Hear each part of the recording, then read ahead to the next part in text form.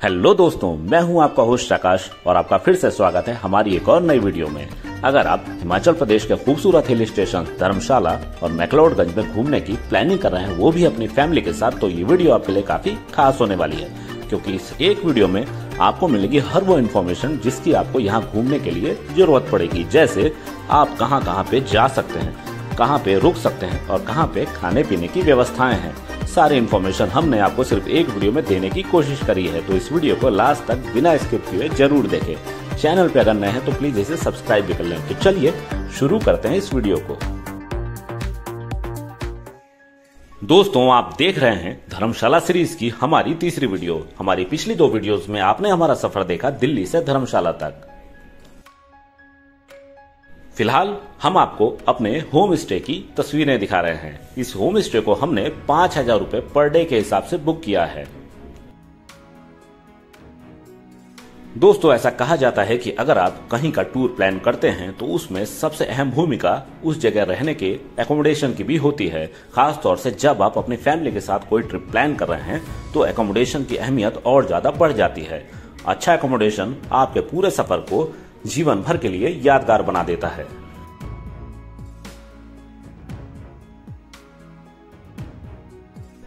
दोस्तों, जिस home stay को हमने बुक किया था इसका नाम था रिवर साइड कैफे, और इसका ये नाम क्यों पड़ा अभी आपको कुछ ही पलों में पता चल जाएगा। बाहर निकलते ही, मतलब बैक साइड से जो बालकनी है उससे बाहर निकलते ही आपको जो व्यू नजर आता है इसकी आप कल्पना भी नहीं कर सकते। नीचे बहुत साफ सुथरी नदी आपको बहती हुई नजर आती है। इसके अलावा दोनों तरफ आप नजर सामने अगर उठा के देखें तो आपको बर्फ के ऊंचे ऊंचे पहाड़ देखने को मिलते हैं। फिलहाल अभी कैमरे में वो पहाड़ साफ नजर इसलिए नहीं आ रहे क्योंकि बादल छाए हुए मानसूनी।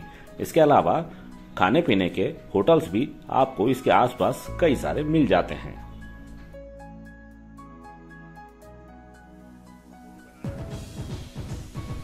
ये होम स्टे एक एक्स आर्मी ऑफिसर के द्वारा बनाया गया है और वही इसकी मेंटेनेंस का ध्यान रखते हैं। इस वजह से आपको हर कोने में शानदार साफ सफाई देखने को मिलती है। इसके अलावा यहाँ पे आपको गाड़ियों के लिए काफी बड़ा पार्किंग स्पेस भी मिल जाता है।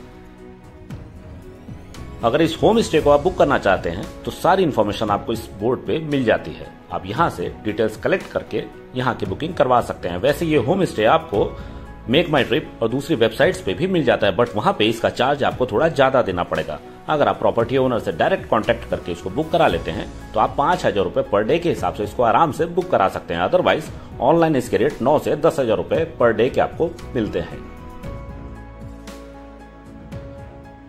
दोस्तों, होम स्टे का सबसे बड़ा एडवांटेज आपको ये मिलता है कि यहाँ पे आपको किचन भी मिल जाता है। सिर्फ आपको सामान बाहर से लाना है खाने पीने का और अपने अनुसार यहाँ पे कुक कर लेना है। देखिए, हमारे बच्चे भी अपनी फेवरेट मैगी यहाँ पे बना रहे हैं और यही खाना अगर आप बाहर होटलों में खाएं तो हजारों रुपए का बिल आपको देना पड़ता है। तो चलिए दोस्तों, अभी तक हमने आपको कराया अपने होम स्टे का टूर। ये भी किसी भी सफर के लिए बहुत जरूरी चीज थी। अब हम आपको लेके चलते हैं आज की अपनी पहली मंजिल, जो की है हिमाचल प्रदेश क्रिकेट स्टेडियम। इसको दुनिया का सबसे खूबसूरत क्रिकेट स्टेडियम भी माना जाता है। इस क्रिकेट स्टेडियम की दूरी हमारे होटल से थी तकरीबन 6.8 किलोमीटर, जहां पहुंचने में समय लगने वाला था 18 मिनट का। दोस्तों, क्या आपने कभी किसी ऐसे स्टेडियम के बारे में सुना है जिसको सिर्फ देखने भर के लिए आपको एंट्री टिकट लेनी पड़ती है? मतलब इसके अंदर कोई मैच ना चल रहा हो, सिर्फ आप स्टेडियम के अंदर प्रवेश करना चाहें फिर भी आपको टिकट प्राइस देना पड़े। जी हाँ दोस्तों, ये स्टेडियम ऐसा ही है। यहाँ पे 30 रुपए पर पर्सन की एंट्री टिकट आपको लेनी पड़ती है और ये स्टेडियम धर्मशाला का सबसे बड़ा टूरिस्ट प्लेस माना जाता है। मतलब धर्मशाला घूमने आए हर टूरिस्ट को यहाँ पे ले जाया ही जाता है। इस जगह की इतनी पॉपुलैरिटी हमने सुन ली थी, इस वजह से हमने भी धर्मशाला टूर की शुरुआत इस स्टेडियम से ही करी। अब देखिए, कुछ ही देर में हम स्टेडियम पहुंचने वाले हैं।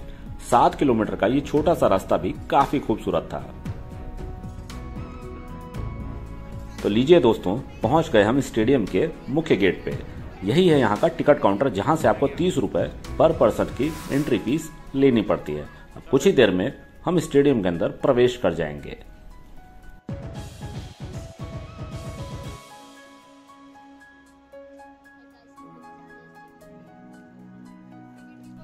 इस स्टेडियम को पहली बार साल 2003 में खोला गया था। इसके बाद 10 साल तक इसमें लोकल टूर्नामेंट्स होते रहे। उसके बाद पहली बार साल 2013 में इसमें वनडे इंटरनेशनल मैच खेला गया। स्टेडियम के अंदर प्रवेश करते ही काफी सारा इलाका आपको रिस्ट्रिक्टेड मिलता है, मतलब उन जगहों पे आपको जाने की परमिशन नहीं होती। बस एंट्री गेट से थोड़ी दूर चलते ही आपको राइट साइड में सीढ़ियां चढ़ के एक सेगमेंट में जाने का मौका मिलता है और यहाँ से आप इस स्टेडियम की पूरी ये लुक देख सकते हैं। क्यों दुनिया इस स्टेडियम को दुनिया का सबसे खूबसूरत स्टेडियम कहती है, आप इस लुक को देख के समझ ही सकते हैं। ये स्टेडियम आईपीएल की पंजाब की किंग्स 11 पंजाब टीम का भी होम ग्राउंड है और पंजाब के कई मैच आपने इस स्टेडियम में होते देखे ही होंगे। तो दोस्तों, कैसा लगा आपको ये स्टेडियम टूर? प्लीज कमेंट्स में हमें जरूर बताएं। स्टेडियम घूमने में आपको मैक्सिमम 30 मिनट्स का ही समय लगेगा। एक इम्पोर्टेंट अपडेट आपको और दे दें कि अगर आप अपनी गाड़ी से स्टेडियम घूमने आते हैं तो यहाँ पार्किंग की काफी भारी प्रॉब्लम है, क्योंकि जगह पार्किंग की थोड़ी कम है। तो अपनी गाड़ी को सोच समझ के ही लगाएं या यहाँ पे लाएं, क्योंकि यहाँ पे अगर आपने गलत गाड़ी लगा दी तो पुलिस वाले आपकी गाड़ी को उठा के ले भी जा सकते हैं। इस बात का आपको विशेष ध्यान रखना है। दोस्तों, अब हम आपको लेके चल रहे हैं मैक्लोडगंज, जो कि बौद्ध धर्म का सबसे बड़ा धार्मिक केंद्र माना जाता है, क्योंकि वहां पे निवास स्थान है बौद्ध धर्म के सबसे बड़े धर्मगुरु दलाई लामा का। दोस्तों, स्टेडियम से मैक्लोडगंज दलाई लामा टेम्पल तक की दूरी थी 13 किलोमीटर और गूगल के अनुसार ये डिस्टेंस कवर करने में हमें समय लगने वाला था सिर्फ 35 मिनट का। लेकिन दोस्तों, हकीकत कुछ अलग ही है। दूरी तो वास्तव में सिर्फ 13 किलोमीटर ही है, लेकिन जो टाइम दोस्तों दिखाया जा रहा था 35 किलोमीटर का, उसमें और पहुंचने में बहुत बड़ा गैप है। मतलब 35 मिनट की जगह आपको 2 घंटे का समय भी मैक्लोडगंज पहुंचने में लग जाता है, क्योंकि जिस तरह का वहां पहुंचने का रास्ता है, सामान्य ड्राइवर इस रोड पे गाड़ी चला ही नहीं सकता। हमारे साथ हमारे रिलेटिव्स की भी गाड़ी चल रही थी, वो तो वहां तक पहुंच ही नहीं पाए, क्योंकि चढ़ाई काफी ज्यादा स्टीप है, मतलब काफी ज्यादा खड़ी चढ़ाई है और सामान्य ड्राइवर इन रोड्स पे गाड़ी चला ही नहीं सकता। साथ ही साथ पुलिस भी कई जगह पे ट्रैफिक टूरिस्ट बढ़ने के कारण रूट को डाइवर्ट कर देती है, जिस वजह से भी यहाँ पहुंचने में बहुत ज्यादा असुविधा होती है। मैक्लोडगंज अगर आप जाना चाहते हैं तो आप टैक्सी ले सकते हैं, जो कि प्रोफेशनल ड्राइवर होते हैं और इन सड़कों की उनको आदत होती है। साथ ही साथ आप रोप वे की मदद से भी धर्मशाला से मैक्लोडगंज जा सकते हैं। हम अपनी गाड़ी लेके चले तो गए दोस्तों, लेकिन हालत हो गई खराब। दोस्तों, हमने लाइफ में कई पहाड़ों पे गाड़ी चलाई है, लेकिन ऐसी रोड शायद जीवन में हमने आज तक कहीं नहीं देखी। इस रोड पे पुलिस प्रशासन की भारी कमी है, मतलब उन्होंने सड़कों को कई जगह पे डाइवर्ट कर दिया और कई जगह पे रोड सिर्फ वन वे है, जिस वजह से अगर कोई टूरिस्ट वापस भी आना चाहे खतरा देखते हुए तो वापस आ नहीं सकता, उसको ऊपर की तरफ ही बढ़ना पड़ेगा। मतलब अगर आप इस रोड पे एक बार घुस गए तो आपको मैक्लोडगंज तक जाना ही पड़ेगा। मतलब मैक्लोडगंज जाने की एक्साइटमेंट तो हमें बहुत थी, लेकिन इस रोड का रिव्यू हमने आज से पहले नहीं देखा था, जिस वजह से हम गाड़ी लेके चले तो गए अपनी पूरी फैमिली के साथ, लेकिन जान हलक में फंस गई। दोस्तों, मैक्लोडगंज पहुंचने से 2 किलोमीटर पहले का पैच इतना ज्यादा खतरनाक है कि वहां पे आपकी गाड़ी आगे की तरफ बढ़ ही नहीं पाती है। सड़क पे अगर थोड़ा सा भी पानी पड़ा हो तो आपके टायर उतनी खड़ी चढ़ाई के ऊपर स्लिप होते रहते हैं। मतलब पीछे से किसी को धक्का लगाना पड़ेगा या ईंटें रखनी पड़ेंगी, अदरवाइज आप अपनी गाड़ी को आगे बढ़ा ही नहीं सकते। आपकी गाड़ी पीछे की तरफ अपने आप लुढ़कती चली जाती है।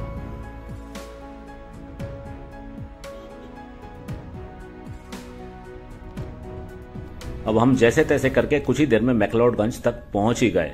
बीच के पैच में दोस्तों इतना ज्यादा खतरा था कि हम रिकॉर्डिंग करना तक भूल गए। जिस रोड की मैं आपको बात बता रहा था, जहां पे हमारी गाड़ी अपने आप पीछे की तरफ लुढ़क रही थी, सिर्फ हमारी ही नहीं, हमारे आगे वाली गाड़ी भी, क्योंकि लगातार ट्रैफिक जाम था और हर गाड़ी के बीच में सिर्फ 2-2 फुट का गैप था।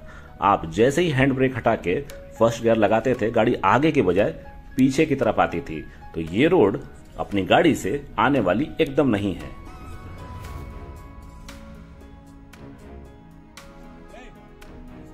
दोस्तों, अगर आप अपनी बाइक या स्कूटर से यहाँ तक आ रहे हैं तो आप आसानी से पहुंच सकते हैं, लेकिन अगर आपने कार लेके आने की यहाँ पे गलती कर दी तो आप अपने आप में काफी उदास महसूस करेंगे, क्योंकि यहाँ पे आप देख सकते हैं मैक्लोडगंज के अंदर भी, मतलब पहुंचना तो यहाँ तक मुश्किल था ही, साथ ही साथ मैक्लोडगंज की पतली पतली गलियों में कार चलाना भी अपने आप में एक बहुत बड़ा चैलेंज है। हमेशा आपको ये खतरा महसूस होता है कि कहीं कोई आदमी आपकी गाड़ी से ना टकरा जाए। अंदर भी आपकी गाड़ी चींटी की तरह ही रेंगती है। मैक्लोडगंज पहुंच के भी बड़ी मुश्किल से अब हमें यहाँ पे एक पार्किंग मिल गई।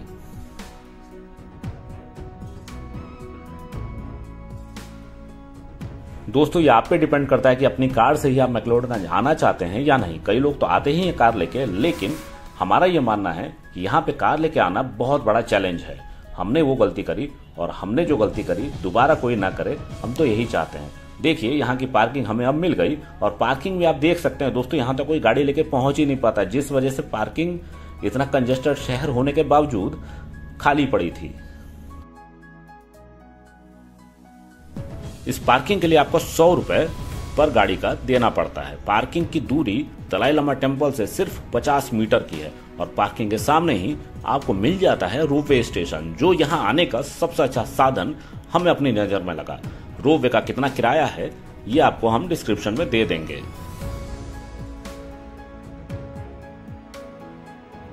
दोस्तों मैक्लोडगंज और धर्मशाला के क्लाइमेट का भी डिफरेंस आप देख सकते हैं। दूरी तो सिर्फ 13 किलोमीटर की ही थी, लेकिन दोनों जगह पे ठंड में भी काफी ज्यादा डिफरेंस है। धर्मशाला ऑलमोस्ट 4500 फीट की हाइट पे है और मैक्लोडगंज तकरीबन 6000 फीट की हाइट पे है, मतलब 1500 फीट की एक्स्ट्रा हाइट है, जिस वजह से यहाँ पे आपको टेम्परेचर भी अलग मिलता है और सीनरी भी अलग मिलती है। लीजिए अब हम प्रवेश करने जा रहे हैं दलाई लामा टेम्पल में, जिसकी दूरी जैसा मैंने आपको पहले ही बताया 50 मीटर थी पार्किंग से।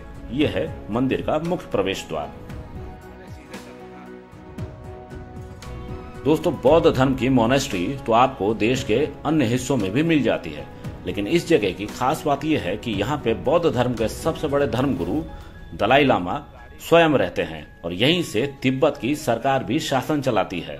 मतलब चाइना से डिस्प्यूट होने के बाद सन 1959 में दलाई लामा यहाँ पे शिफ्ट हो गए। वैसे इस मंदिर का निर्माण साल 1575 में चौथे दलाई लामा के द्वारा करवाया गया था।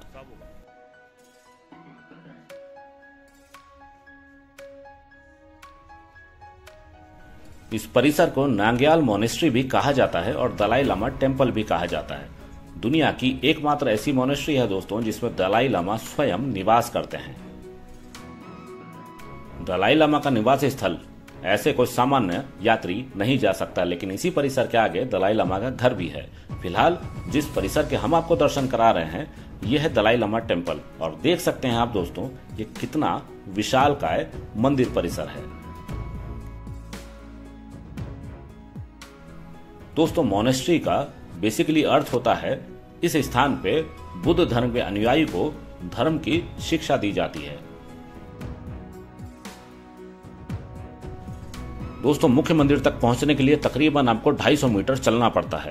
250 मीटर चलने के बाद आपको फर्स्ट फ्लोर के ऊपर जाना पड़ता है, जहां पे आपको बुद्ध मंदिर मिलता है। अब हम कुछ ही देर में आपको भगवान बुद्ध के सुंदर प्रतिमा के दर्शन कराएंगे। अब देखिए आप सामने जो मूर्तियां आप देख रहे हैं ये मुख्य मंदिर के अंदर का सीन है।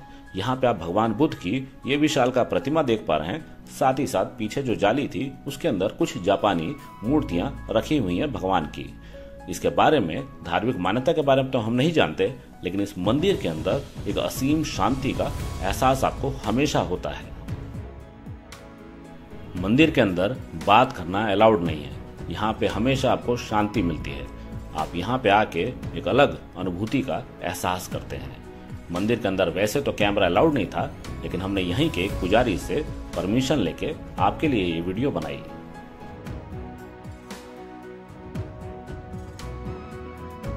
मंदिर से बाहर निकलते ही आपको एग्जिट गेट पे प्रसाद मिल जाता है। दोस्तों इस मंदिर तक पहुंचने के लिए अपने होटल से हम 8 आदमी निकले थे, लेकिन मंदिर तक सिर्फ 3 ही लोग पहुंच पाए। 5 आदमी दूसरी गाड़ी में थे जिनकी गाड़ी यहाँ तक पहुंच ही नहीं पाए। तो हम अपने आप को सौभाग्यशाली मानते हैं कि कम से कम हम तो इस मंदिर तक पहुंच ही पाए। आप देखिए दोस्तों मंदिर से नीचे कितना सुंदर वैली व्यू नजर आ रहा है।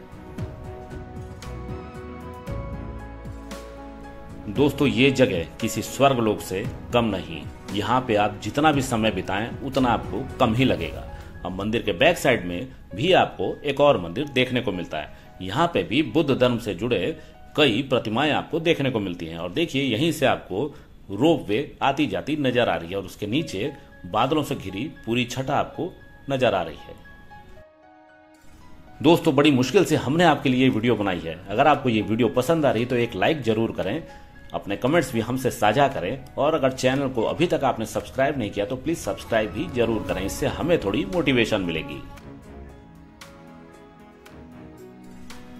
दोस्तों, दूसरे बुद्ध धर्म के मंदिरों की तरह यहाँ भी ये धार्मिक यंत्र बना हुआ है। इस यंत्र का क्या नाम है जिसको इस तरह से रोटेट किया जाता है? अगर आपको पता है तो प्लीज कमेंट्स में हमें जरूर बताएं। हमने भी इन सभी यंत्रों को अपने हाथों से घुमाया और ये मंदिर के चारों तरफ तकरीबन 70 से 80 की तादाद में बने हुए थे।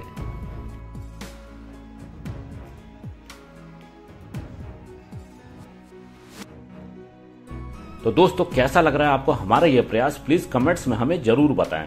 आप जब भी धर्मशाला या मैक्लोडगंज घूमने आए तो जिस जगह अभी हम आपको लेके आए हैं, ये यहाँ की मस्ट विजिट लोकेशन है।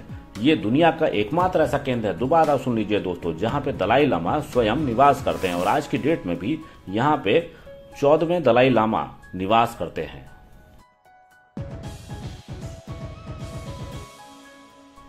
अगर आपको भूख लगी है तो मंदिर के बाहर आपको खाने पीने के कई छोटे बड़े ऑप्शंस मिल जाते हैं। यहाँ पे मोमोज काफी फेमस है, जिनका कॉस्ट तकरीबन 100 रुपए पर प्लेट पड़ता है। टेस्ट इनका ओके ही है, लेकिन आप इनको खा सकते हैं। अब दोबारा हम पार्किंग में पहुंच गए और यहाँ से दोबारा धर्मशाला की ओर लौट रहे थे, क्योंकि धर्मशाला में अब हम आपको एक और फेमस जगह घुमाने जा रहे हैं। अब हम आपको लेके चल रहे हैं धर्मशाला की सबसे फेमस मोनेस्ट्रियों में से ग्यूटो मोनेस्ट्री, जिसकी दूरी मैक्लोडगंज के दलाई लामा टेम्पल से थी तकरीबन 11 किलोमीटर की।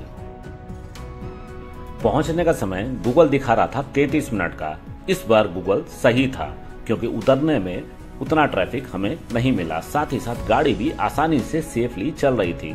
दोस्तों, पहाड़ पे ये तो है, जब आप गाड़ी नीचे उतारते हैं तो आपको कठिनाई नहीं होती, चाहे रोड स्लिपरी ही क्यों ना हो। लेकिन जब बात आती है गाड़ी को एक्सीलरेट करके ऊपर चढ़ाने की, तब आपके गाड़ी के टायर पे बहुत ज्यादा डिपेंड करता है कि अगर उनके टायरों की ग्रिप अच्छी है तो आपकी गाड़ी तो चढ़ जाएगी, लेकिन अगर आपके टायर थोड़े से पुराने हैं तो आपको बहुत पापड़ बेलने पड़ेंगे गाड़ी ऊपर चढ़ाने में। और खास तौर से जिस रोड पे हम मोनेस्ट्री तक गए थे अभी थोड़ी देर पहले, इस रोड पे तो चाहे आपके टायर नए हो या पुराने, आपकी गाड़ी आसानी से चढ़ ही नहीं सकती। तो ये गलती आप ना करें दोस्तों।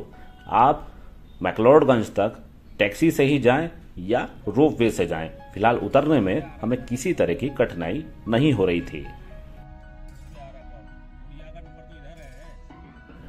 दोस्तों, हमने अपनी आज की यात्रा शुरू करी थी मॉर्निंग में 10 बजे और इस समय शाम के 4:30 बज चुके थे। अंधेरा होने में अभी तकरीबन 1.5 से 2 घंटे का समय बाकी था। तो हमने आपके लिए एक और डेस्टिनेशन ग्यूटो मोनेस्ट्री यहाँ पे फाइनल कर दी थी। ग्यूटो को ग्यूटो करमापा टेम्पल भी कहा जाता है। जिस जगह हम आपको अभी लेके जा रहे हैं ग्यूटो मोनेस्ट्री, इसकी ये इम्पोर्टेंस है कि इसको तंत्र मंत्र का सबसे बड़ा केंद्र माना जाता है बुद्ध धर्म में। मतलब अगर बुद्ध धर्म के अंदर आपको तांत्रिक विद्याएं सीखनी है तो उसके लिए ग्यूटो मोनेस्ट्री पॉपुलर है, फेमस है। ग्यूटो मोनेस्ट्री का निर्माण 1959 में करवाया गया था, जब तिब्बत के लोग इंडिया में शिफ्ट हुए थे। वैसे ग्यूटो मोनेस्ट्री की स्थापना चाइना में तिब्बत में साल 1450 में पहले दलाई लामा ने करी थी, लेकिन वहां पे तिब्बत से डिस्प्यूट, चाइना से डिस्प्यूट होने के कारण इसको इंडिया में स्थापित किया गया। धर्मशाला की रोड्स पे आपको ट्रैफिक नहीं मिलता, रोड्स काफी अच्छी हैं। सिर्फ रोड प्रॉब्लम आपको मैक्लोडगंज तक जाने में ही देती हैं, आने में आपको किसी भी तरह की प्रॉब्लम नहीं होती। सड़कों पे आपको हमेशा स्मूथ ट्रैफिक ही धर्मशाला में मिलता है। अब हम कुछ ही देर में पहुंचने वाले हैं ग्यूटो मोनेस्ट्री।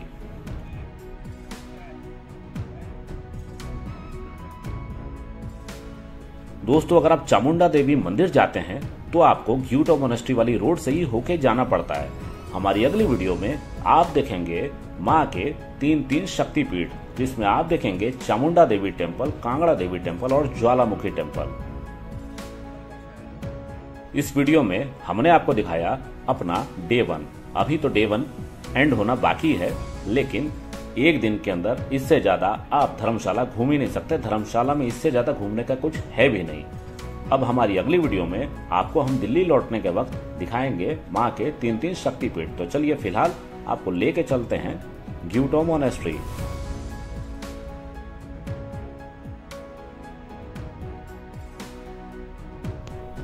लेकिन दोस्तों कुछ भी कहें, मैक्लोडगंज जाने का एक्सपीरियंस हम अपने जीवन में कभी नहीं भूल सकते। इतनी ज्यादा कठिनाई कार चलाने में आज तक हमें कभी नहीं हुई। लेकिन फिर भी हमारा ये सपना था कि हम मैक्लोडगंज के दलाई लामा टेम्पल के दर्शन करें। ये सपना तो हमारा पूरा ही हो गया।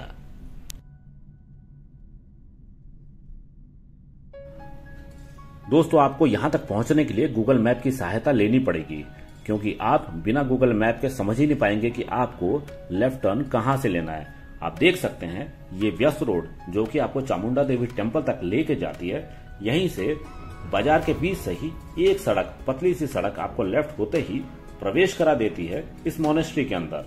और अंदर प्रवेश करते ही आप देखेंगे अपने सामने ये विशालकाय कॉम्प्लेक्स। क्योंकि जैसा मैं आपको बता चुका हूं, ये मोनेस्ट्री फेमस है अपने तांत्रिक विद्याओं के लिए। मतलब पूरे देश विदेश से यहाँ पे बुद्ध धर्म के अनेकों शिष्य तंत्र मंत्र सीखने के लिए आते हैं। इस वजह से यहाँ पे रेसिडेंस की बहुत बड़ी व्यवस्था भी चारों तरफ आपको देखने को मिल रही है। अब आप अपनी नजर के सामने देख पा रहे हैं मुख्य मंदिर को। ये बहुत फेमस बिल्डिंग है दोस्तों, और अगर आप धर्मशाला बेस्ट टूरिस्ट प्लेसेस को गूगल में लिखते हैं तो इस बिल्डिंग के चित्र आप जरूर देखेंगे। ये जगह टूरिस्ट के बीच में काफी पॉपुलर है और यहाँ पे अनेकों विदेशी पर्यटक भी आपको हमेशा देखने को मिलते हैं। इस जगह भी आपको एक असीम शांति का एहसास होता है।